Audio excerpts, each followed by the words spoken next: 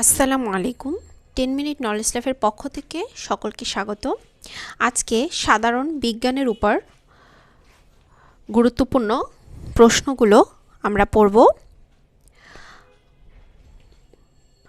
1932 সালে যে দুইজন বিজ্ঞানী অ্যাটমকে কৃত্রিম উপায়ে ভাগ করেছিলেন তাদের নাম কি? তাদের নাম হলো স্টেম, ফ্লেমিং ও আর্নেস্ট ওয়ালটন। একটি অ্যাটম কণিকার সংখ্যা কয়টি? 3টি।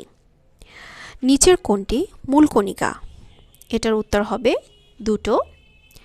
অপশনের গ প্রোটন এবং ঘ নিউট্রন।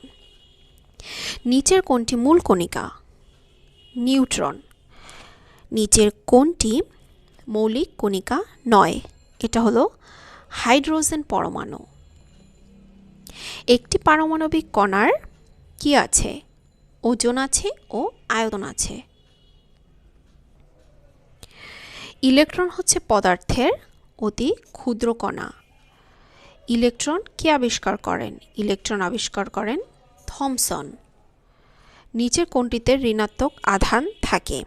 এটা হলো ইলেকট্রন। ইলেকট্রনের চার্জের পরিমাণ কত? এটার উত্তর হবে গ নাম্বার। কোনো কঠিন পদার্থ বিশুদ্ধ নাকি অবিশুদ্ধ তা কিসের মাধ্যমে নির্ণয় করা যায়? গলনাঙ্কের মাধ্যমে। সেলসিয়াস স্কেলে বরফের গলনাঙ্ক কত? এটা হলো 0 ডিগ্রি সেলসিয়াস। সাধারণ তাপমাত্রায় বায়ুচাপে পানি কত ডিগ্রি তাপমাত্রায় ফুটে? 100 ডিগ্রি সেন্টিগ্রেড। ফারেনহাইট স্কেলে পানির স্ফুটনাঙ্ক কত? 212। পানি যখন ফুটতে থাকে তার উষ্ণতার কি পরিবর্তন ঘটে? একই থাকে, কোনো পরিবর্তন ঘটে না। স্ফুটন শুরু হওয়ার পর কত মিনিট ধরে স্ফুটন করলে পানি জীবাণুমুক্ত হয়? 15 থেকে 20 মিনিট। কোনো কঠিন পদার্থ উত্তপ্ত করলে সরাসরি বাষ্পে পরিণত হয়। এই প্রক্রিয়াকে কি বলে? এটা হলো ঊর্ধ্বপাতন বলে বা সাবলিমেশন বলে। নিচের কোনটি তাপ প্রয়োগে সরাসরি বাষ্পে পরিণত হয়? এটা হলো ন্যাপথালিন। নিচের কোনটি ঊর্ধ্বপাতিত হয় না? এটা হলো বেনজিন। নিচের কোনটি ঊর্ধ্বপাতিত বস্তু নয়? এটা হলো ammonia. Ice is to water as solid is to, এটা হলো উত্তর হবে গ লিকুইড। নিচের কোনটি রাসায়নিক পরিবর্তন? এটা উত্তর হবে গ লোহায় মরিচা ধরা। নিচের কোনটি রাসায়নিক পরিবর্তন নয়?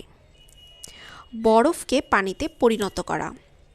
নিচের কোনটি রাসায়নিক পরিবর্তন নয়? এটা হবে খ নাম্বার লোহাকে চুম্বকে পরিণত করা।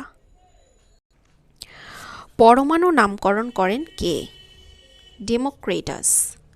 বস্তু বা মৌলিক পদার্থের কণা যা রাসায়নিক প্রক্রিয়ায় অংশগ্রহণ করে তাকে কি বলে? তাকে বলে পরমাণু। বস্তুর ধর্ম ধারণ করে এরকম ক্ষুদ্রতম কণিকার নাম হলো অণু। 2 বা ততোধিক পরমাণু একত্রিত হলে গঠিত হয় অণু। হাইড্রোজেন মৌলের অণুতে পরমাণুর সংখ্যা 2টি। নিচের কোনটি অণু গঠন করে না? এটার উত্তর হবে ঘ ক ও খ উভয় মানে হলো নিয়ন ও আর্গন। সবচেয়ে হালকা মৌল কোনটি? হাইড্রোজেন। সবচেয়ে হালকা গ্যাস নিচের কোনটি? এটা হাইড্রোজেন। নিচের কোন মৌলিক গ্যাস সবচেয়ে ভারী? এটা হলো রেডন। তো আজকের ভিডিওটি এ পর্যন্তই।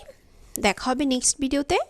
যদি ভিডিওটি ভালো লেগে থাকে তাহলে অবশ্যই ভিডিওতে একটা লাইক করে দিবেন, কমেন্ট করবেন কেমন লাগলো, আর যারা নতুন তারা অবশ্যই চ্যানেলে সাবস্ক্রাইব করে দেবেন। আল্লাহ হাফেজ, আসসালামু আলাইকুম।